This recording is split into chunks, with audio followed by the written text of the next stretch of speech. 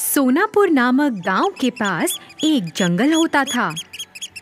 उस जंगल में पृथ्वीराज नाम का एक आदमी जंगल का अफसर था। वह अपने परिवार के साथ जंगल में एक खूबसूरत बंगले में रहता था।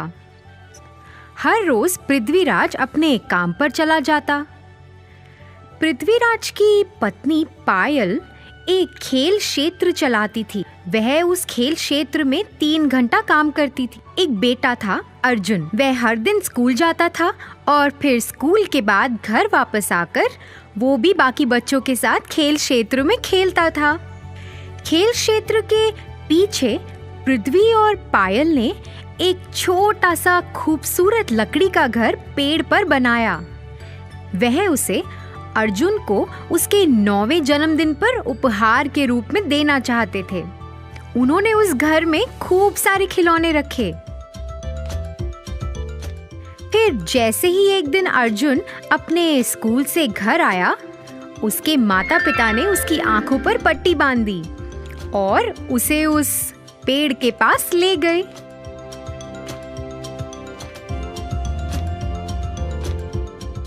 जैसे ही अर्जुन ने वह घर को देखा, वह बहुत खुश हुआ। वह अपना आधा दिन उस लकड़ी के घर में ही बिताता था। एक दिन अर्जुन उस घर से अपने घर की ओर भागता हुआ आया। उसने एक चित्र बनाया था। भागते भागते अर्जुन का पैर फिसला और वह जमीन पर गिर गया। उसने जमीन पे सीप के आकार का एक शंख देखा। उसे उत्सुकता हुई कि ये क्या है, तो उसने मिट्टी में अपना हाथ डाला और उस सीप को निकाल लिया।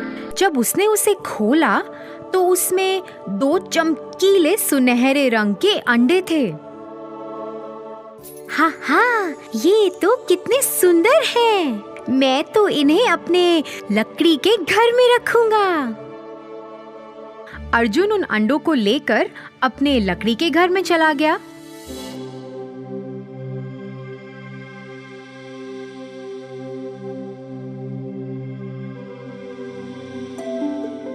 और उनके साथ खेलने लगा।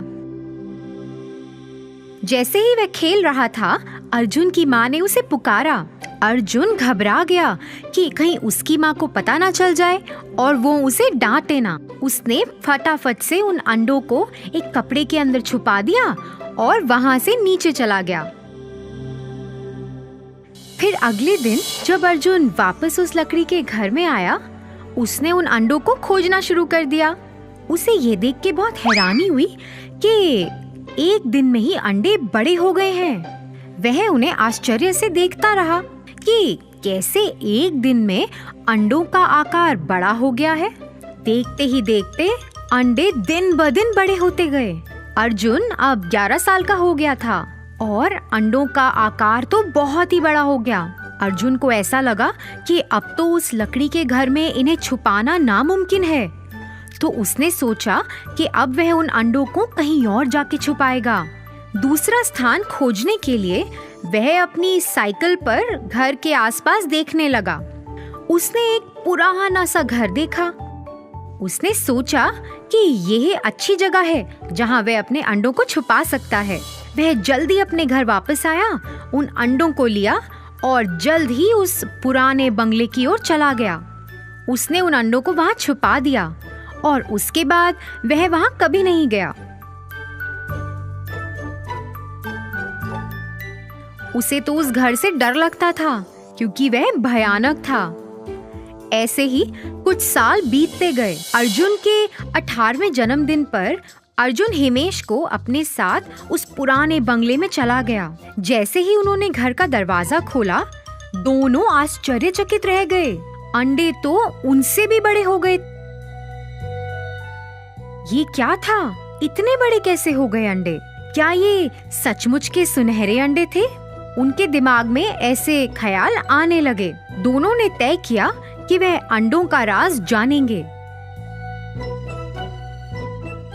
इसीलिए वह पुस्तकालय में चले गए और कुछ किताबें पढ़ने लगे जिससे उन्हें अंडों का ज्ञान हो।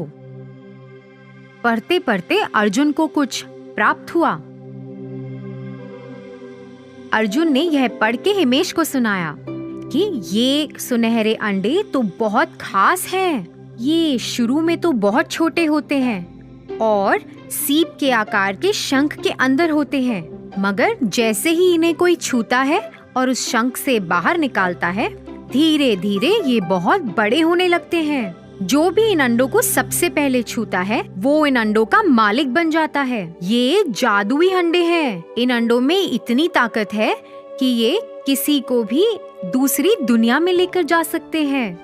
ऐसा करने के लिए अंडों के मालिक को अपनी पहली उंगली अंडों पर रखनी है। एक बार में सिर्फ 2 लोग ही जा सकते हैं।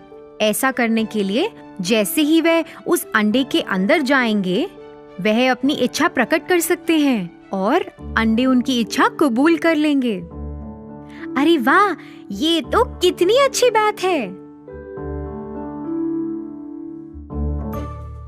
अर्जुन और हिमेश वापस उस पुराने घर में गए। अर्जुन ने अपनी पहली उंगली अंडे पर रखी। जैसे ही उसने ऐसा किया, अंडे खुल गए। दोनों एक एक अंडे के अंदर शामिल हो गए। हमें अंतरिक्ष में ले जाओ। जैसे ही उन्होंने ऐसा कहा, दोनों अंतरिक्ष में पहुंच गए और उड़ने लगे। दोनों ने बहुत मजा उठाया और फिर वापस अंडे में आ गए। उस दिन से दोनों अलग अलग जगहों पे जाते थे। एक बार वह ऐसी दुनिया में गए जहां बहुत प्रकार के फूल थे।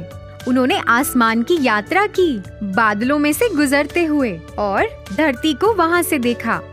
फिर एक दिन वह सोच रहे थे कि अब हमें कहाँ जाना चाहिए।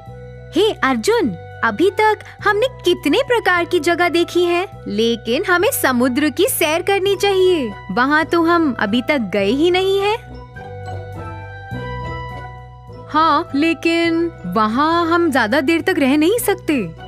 हाँ, तो इसीलिए हमें वहाँ तैरना होगा। फिर हम समुद्र के अंदर की दुनिया को देख सकते हैं। प्यारे अंडे, हमें समुद्र के अंदर ले चलो। जैसे ही उन्होंने अपनी इच्छा प्रकट की, उन्होंने खुद को समुद्र तल पर पाया। वह इधर उधर देखने लगे। समुद्र में भिन्न भिन्न प्रकार की मछलियां थीं, फूल पौधे थे और कई अलग अलग तरह के जीव थे। वह तो समुद्र के अंदर की दुनिया को देखकर हैरान रह गए थे। बस वो तो उस जगह का लुत्फ उठा ही रहे थे कि अचानक उन्होंने अपनी ओर आते हुए एक बड़ी मछली को देखा। हे अर्जुन, देखो वो कितनी बड़ी मछली है। हे भगवान, ये तो बहुत भयानक लग रही है। अरे ये कुछ नहीं खाएगी, ये तो सब जादू है। अरे नहीं बाबा, देखो वो हमारी ओर आ रही है। अरे हमें यहाँ से भागना चाहिए।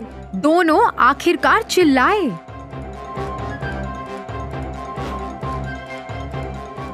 मेरे सुनहरे अंडे, मुझे यहाँ से वापस ले चलो। फिर जैसे ही उन्होंने ऐसा कहा, वह वापस अंडों के अंदर आ गए। उन्हें फिर एहसास हुआ कि जादू का तो इस्तेमाल करना उन्हें आ गया है, लेकिन उस जादू की मदद से उन्हें कहाँ कहाँ जाना है, इसकी उन्हें अभी तक खबर नहीं है। उन्होंने कभी ऐसा सोचा ही नहीं था कि ऐसी भयानक घटना भी उनके साथ घट सकती है। दोनों ने ये तय किया कि अब वह उस जादू का इस्तेमाल नहीं करेंगे। उन्होंने उन सुनहरे अंडों को बड़े से कपड़े से ढक दिया।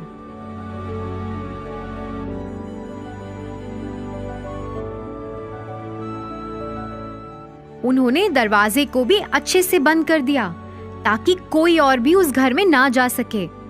इसके बाद वह दोनों उस घर में मुड़कर कभी वापस नहीं लौटे।